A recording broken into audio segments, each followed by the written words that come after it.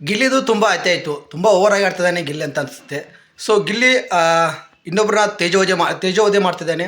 ಇದು ಎಷ್ಟು ಸರಿ? ನೀವು ಕಣ್ಣೀರು ಹಾಕ್ತಾ ಇದ್ದೀರಾ. ವ್ಯಾಲ್ಯೂ ಇರುವಂಥ ಒಬ್ಬ ಮನುಷ್ಯನಿಗೆ ಕಣ್ಣೀರು ಹಾಕಿ ಅಶ್ವಿನಿ ಗೌಡ ಅವರೇ, ನಿಮ್ಮ ಕಣ್ಣೀರನ್ನ ವೇಸ್ಟ್ ಮಾಡ್ಕೊಳ್ಳಿ. ವೇಸ್ಟ್ ಮಾಡ್ಕೊಳಕ್ಕೆ ಹೋಗಬೇಡಿ. ಸೊ ನೀವೇನು ಆಡ್ತಾಯಿದ್ದೀರಾ, ತುಂಬ ಚೆನ್ನಾಗಿ ಆಡ್ತಾಯಿದ್ದೀರಾ. ಸೊ ನಿಮಗೆ ಗಿಲ್ಲಿ ಕಂಪೇರ್ ಮಾಡಿದರೆ ನೀವೇ ಉತ್ತಮ. ಈ ರೀತಿ ನಾನು ಹೇಳ್ತಾ ಇಲ್ಲ. ಸೊ ಬಿಗ್ ಬಾಸ್ ಮನೆಯಲ್ಲಿರೋರು ಕೆಲವರು ಅಶ್ವಿನಿ ಗೌಡ ಅವರಿಗೆ ಈ ರೀತಿ ಮಾತಾಡ್ತಿದ್ದಾರೆ.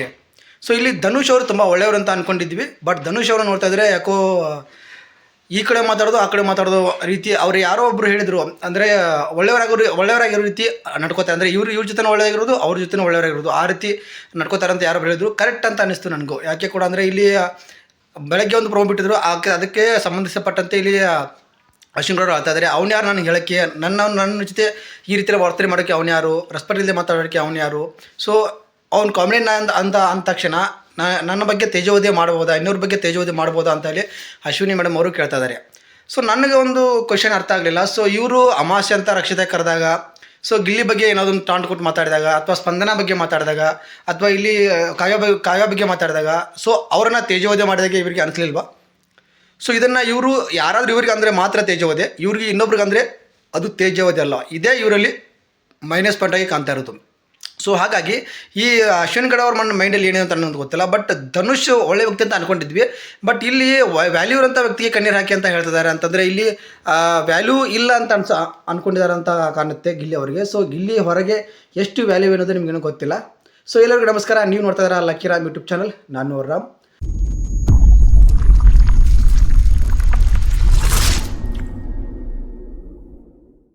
ನೇರವಾಗಿ ವಿಷಯಕ್ಕೆ ಬರ್ತೀನಿ. ಅದಕ್ಕಿಂತ ಮುಂಚೆ ನೀವೇನಾದ್ರೂ ನಮ್ಮ ಚಾನಲ್ಗೆ ಹೊಸಬರಾಗಿದೆ ಪ್ಲೀಸ್ ಚಾನಲ್ ಸಬ್ಸ್ಕ್ರೈಬ್ ಮಾಡ್ಕೊಳ್ಳಿ. ಪಕ್ಕದಲ್ಲಿ ಕಾಣುವಂಥ ಬೆಲ್ಲೈಕನ್ ಆಲ್ ಅಂತ ಒತ್ತಿ. ನೀವು ಆಲ್ ಅಂತ ಒತ್ತೋದು ನಾನು ಪ್ರತಿಯೊಂದು ವಿಡಿಯೋ ನೋಟಿಫಿಕೇಶನ್ ಮೊದಲು ನಿಮಗೆ ಬರುತ್ತೆ ಅಂತ ಹೇಳ್ತಾ ಶುರು ಮಾಡ್ತಾ ಇದ್ದೀನಿ. ಇದು ಬೆಳಗ್ಗೆ ಒಂದು ಪ್ರೋಮೋ ಬಿಟ್ಟಿದ್ದಾರಲ್ಲ. ಸೊ ಪ್ರೋಮೋದಲ್ಲಿ ಒಂದು ಉಸ್ತುವಾರಿ ಮಾಡುವಂಥ ಸಂದರ್ಭದಲ್ಲಿ ಗಿಲ್ಲಿ ಮತ್ತು ಅಶ್ವಿನಿ ಗೌಡರಿಗೆ ಒಂದು ಜಗಳ ಆಗುತ್ತೆ. ಅದೇ ಜಗಳ ಇಲ್ಲಿ ಕೂಡ ಕಂಟಿನ್ಯೂ ಆಗಿದೆ ಪ್ರೋಮೋದಲ್ಲಿ. ಪ್ರತಿಯೊಂದು ಪ್ರೋಮೋದಲ್ಲಿ ಗಿಲ್ಲಿ ಇಲ್ಲದೆ ಯಾವುದೇ ಪ್ರೋಮೋ ಇಲ್ಲ. ಯಾಕಂದರೆ ಗಿಲ್ಲಿ ಎಷ್ಟು ಹೈಲೈಟ್ ಅನ್ನೋದು ಗೊತ್ತು. ಮತ್ತು ಕಲರ್ಸ್ ಕನ್ನೋರು ಏನು ಮಾಡ್ತಿದ್ದಾರೆ ಅಂತಂದರೆ ಗಿಲ್ಲಿನ ಇಲ್ಲಿ ಹೈಲೈಟ್ ಮಾಡೋದರ ಜೊತೆಗೆ ಗಿಲ್ಲಿನ ಇಲ್ಲಿ ನೆಗೆಟಿವ್ ಆಗಿ ತೋರಿಸ್ತಾ ಇದ್ದಾರೆ ಜನಕ್ಕೆ ಅಂತ ಅನಿಸುತ್ತೆ. ಸೊ ಪ್ರೋಮೋದಲ್ಲಿ ನೋಡೋದೇ ಬೇರೆ ಆಗಿರುತ್ತೆ, ಅಲ್ಲಿ ನಿಜವಾಗ್ಲೂ ಎಪಿಸೋಡಲ್ಲಿ ನೋಡೋದೇ ಬೇರೆ ಇರುತ್ತೆ. ಸೊ ನಿನ್ನೆ ಒಂದು ತೋರಿಸಿದಂಥ ಎಪಿಸೋಡಲ್ಲಿ ಅಶ್ವಿನಿ ಅವರು ಕ್ಷಮೆ ಕೇಳಕ್ಕೆ ಬಂದಾಗ ಗಿಲ್ಲಿ ಕಾಲ್ ಮೇಲೆ ಕಾಲು ಹಾಕೊಂಡು ದರ್ಪ ತೋರಿಸಿರೋ ರೀತಿ ತೋರಿಸಿದ್ರು. ಬಟ್ ಇಲ್ಲಿ ಅದಕ್ಕಿಂತ ಮುಂಚೆ ಅಶ್ವಿನಿ ಗೌಡ ಅವರು ಗುಲಾಮ ಅಂತ ಬಂದಾಗ ಕಾಲ್ ಮೇಲೆ ಕಾಲಕ್ಕೆ ಕುಂತು ಗಿಲ್ಲಿ ಅವರಿಗೆ ಆ ಟೇಬಲ್ನ ಕ್ಲೀನ್ ಮಾಡು, ಈ ಟೇಬಲ್ನ ಕ್ಲೀನ್ ಮಾಡು, ಹಾಗೆ ಹಿಂಗೆ ಅಂತ ದರ್ಪ ತೋರಿಸಿದ್ದಕ್ಕೆ ಗಿಲ್ಲಿ ಇಲ್ಲಿ ಮಾಡಿದ್ದು ನನಗಂತೂ ಸರಿ ಅನ್ನಿಸ್ತು. ಇದು ಯಾಕೆ ಈ ರೀತಿ ಮಾಡ್ತಾ ಇದ್ದಾರೆ, ನೆಗೆಟಿವ್ ಆಗಿ ತೋರ್ಸೋಕ್ಕೆ ಟ್ರೈ ಮಾಡ್ತಾ ಇದ್ದಾರೆ ಗಿಲ್ಲಿನ ಅಂತ ನನಗೆ ಗೊತ್ತಾಗ್ತಿಲ್ಲ. ಸೊ ಅಶ್ವಿನಿ ಮೇಡಮ್ಗೆ ಎಷ್ಟೊಂದು ಸಪೋರ್ಟ್ ಯಾಕೆ ಕೊಡ್ತಾ ಇದ್ದಾರೆ ಅದು ಕೂಡ ನನಗೆ ಗೊತ್ತಾಗ್ತಾಯಿಲ್ಲ. ಸೊ ಇಲ್ಲಿ ಹೇಳ್ಬೇಕಂತಂದರೆ ಅಷ್ಟೆಲ್ಲ ಅಂದಿದ್ದಕ್ಕೆ ಅಶ್ವಿನಿ ಗೌಡ ಅವರಿಗೆ ತುಂಬ ಬೇಜಾರಾಗ್ತಿದೆ. ತೇಜೋವಧೆ ಮಾಡಿರೋ ಥರ ಆಗ್ತಾಯಿದೆ ಅಂತೆ. ಸೊ ಇಲ್ಲಿ ಗಿಲ್ಲಿ ತೇಜೋವಧೆ ಮಾಡಿದೆ ಅಂತ ನನಗಂತೂ ಅನಿಸಲಿಲ್ಲ. ಸೊ ನಿಮಗೇನಾದರೂ ಅನಿಸಿದರೆ ಕಮೆಂಟ್ ಮಾಡಿ ಅಂತ ಹೇಳೋಕ್ಕೆ ಇಷ್ಟಪಡ್ತೀನಿ. ಸೊ ನಿಮಗೆ ಏನು ಅನಿಸ್ತು ಈ ಒಂದು ಪ್ರೋಮೋ ನೋಡಿದ ತಕ್ಷಣ? ಅಶ್ವಿನಿ ಅವರು ಮಾಡ್ತಾ ಇರೋದು ಸರಿ ಅಂತ ನಿಮ್ಗೆ ಅನಿಸುತ್ತಾ? ಏನು ಕತೆ ಅಂತ ನೀವು ತಿಳಿಸಿ ಅಂತ ಹೇಳೋಕ್ಕೆ ಇಷ್ಟಪಡ್ತೀನಿ. ನನಗಂತೂ ಅಶ್ವಿನಿ ಗೌಡ ಅವರು ಏನಪ್ಪ ಅಂದರೆ ಅವ್ರು ಮಾಡೋದು ಸರಿ, ಬೇರೆಯವ್ರು ಮಾಡೋದು ತಪ್ಪು ಅಂತ ಹೇಳಿ ಹೇಳ್ತಾ ಇದ್ದಾರೆ ಅಂತ ನನಗೆ ಅನಿಸ್ತಾ ಇದೆ. ಸೊ ನಿಮ್ಗೆ ಯಾವ ರೀತಿ ಅನಿಸುತ್ತೆ? ಗಿಲ್ಲಿ ಅವರು ಮಾಡಿದ್ದು ಸರಿನಾ ಅಥವಾ ಅಶ್ವಿನಿ ಗೌಡ ಅವರು ಮಾಡಿದ್ದು ಸರಿನಾ? ಅಶ್ವಿನಿ ಗೌಡ ಅವರನ್ನು ತೇಜೋವಧೆ ಇಲ್ಲಿ ಗಿಲ್ಲಿ ಮಾಡಿದ್ರ ಅಂತ ನಿಮ್ಗೆ ಅನಿಸುತ್ತಾ? ಸೊ ನನಗಂತೂ ಎಲ್ಲೂ ಅನಿಸಲಿಲ್ಲ. ಯಾಕಂದರೆ ಅವ್ರು ಯಾವ ರೀತಿ ಮಾಡ್ತಾರೋ ಅದಕ್ಕೆ ಸರಿಯಾದ ರಿಯಾಕ್ಟನ್ನು ಗಿಲ್ಲಿಯವ್ರು ಕೊಡ್ತಾರೆ ಅಂತ ನನಗೆ ಅನಿಸಿದ್ದು.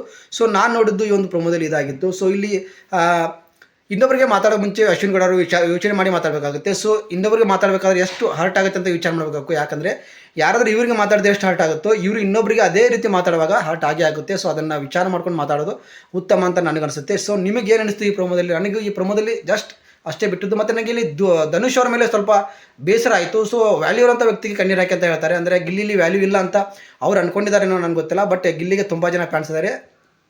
ಬಿಗ್ ಬಾಸ್ ಮನೆಯಲ್ಲೇ ತುಂಬ ಚೆನ್ನಾಗಿ ಆಟ ಆಡ್ತಾರೆ ಅಂದರೆ ಗಿಲ್ಲಿ. ಸೊ ಅದನ್ನು ಅರ್ಥ ಮಾಡ್ಕೊಳ್ಳಿ ಧನುಷ್ ಅವರೇ. ಸೊ ನೀವು ಸ್ವಲ್ಪ ಹುಷಾರಾಗಿರಿ, ಒಳ್ಳೆಯವ್ರಾಗಕ್ಕೆ ಹೋಗ್ಬಿಡಿ. ಅಂದರೆ ಎರಡು ಕಡೆ ಒಳ್ಳೆ ಕಾರ್ಡನ್ನು ಪ್ಲೇ ಮಾಡೋಕ್ಕೆ ಹೋಗ್ಬಿಡಿ ಅಂತ ಹೇಳಕ್ಕೆ ಇಷ್ಟಪಡ್ತೀನಿ. ಸೊ ಇಲ್ಲಿ ಅಶ್ವಿನಿ ಅವರ ಮುಂದೆ ಕೂಡ ನೀವು ಬಂದು ಹೇಳ್ತೀರಾ ವ್ಯಾಲ್ಯೂ ಇರುವಂಥ ವ್ಯಕ್ತಿ ಕಣ್ಣೀರು ಹಾಕಿ, ವೇಸ್ಟ್ ಇರುವಂಥ ವ್ಯಕ್ತಿ ಕಣ್ಣೀರು ಹಾಕ್ಬಿಡಿ ಅಂತ ನಿಮ್ಮ ಮಾತಿನ ಅರ್ಥ ಆಯಿತು ಅಂತ ಅನ್ಕೋತೀನಿ. ಸೊ ಅಲ್ಲಿ ಹೋಗ್ಬಿಟ್ಟು ಗಿಲ್ಲಿ ಹತ್ರ ಹೋಗ್ಬಿಟ್ಟು ನೀವು ಇದೇ ರೀತಿ ಮಾತಾಡ್ತೀರ ಅಂತ ಅನ್ಕೊಡ್ತೀರಿ. ತಲೆ ಕಟ್ಸ್ಕೊಳ್ಬಿಡು, ಅದು ಆಗೋ ಒಂದು ಗಡಿಬಿಡಿಲಿ ಆಗೋಯ್ತು. ಅದ್ರ ಬಗ್ಗೆ ಜಾಸ್ತಿ ವಿಚಾರ ಮಾಡ್ಬಿಡು ಅಂತ ಇಲ್ಲೂ ಕೂಡ ಹೇಳೋ ವ್ಯಕ್ತಿ ಕೂಡ ನೀವು ಇದೆ ಅಂತ ನನಗೆ ಅನಿಸುತ್ತೆ. ಯಾಕಂದರೆ ನನಗೆ ಯಾಕೋ ಇವತ್ತು ಹಾಗೆ ಅನಿಸ್ತು, ನಿಮ್ಮ ಮೇಲೆ ಒಂದು ಎಕ್ಸ್ಪೆಕ್ಟೇಷನ್ ಇತ್ತು ನನಗೆ. ಸೊ ಅದು ಇವತ್ತು ಸ್ವಲ್ಪ ಎಲ್ಲೋ ಕಡಿಮೆ ಆಯಿತು ಅಂತ ಅನಿಸುತ್ತೆ. ಸೊ ಯಾರೆಲ್ಲ ಧನುಷ್ ಆ ರೀತಿ ಮಾತಾಡೋದು ಸರಿ ಅನಿಸಿಲ್ಲ ಕಮೆಂಟ್ ಮುಖಾಂತರ ತಿಳಿಸಿ ಅಂತ ಇಷ್ಟಪಡ್ತೀನಿ. ಇದಾಗಿತ್ತು ಇವತ್ತಿನ ಪ್ರೋಮೋ ಇಷ್ಟ ಆಗಿದೆ ಅಂತ ಅನ್ಕೊಂಡಿದ್ದೀನಿ. ಹಾಗೆ ವಿಡಿಯೋ ಇಷ್ಟ ಆದರೆ ಲೈಕ್ ಮಾಡಿ, ಶೇರ್ ಮಾಡಿ, ಸಬ್ಸ್ಕ್ರೈಬ್ ಮಾಡ್ಕೊಂಡು ಅಂತ ಹೇಳ್ತಾ ವಿಡಿಯೋನಲ್ಲಿ ಮುಗಿಸ್ತಾ ಇದ್ದೀನಿ.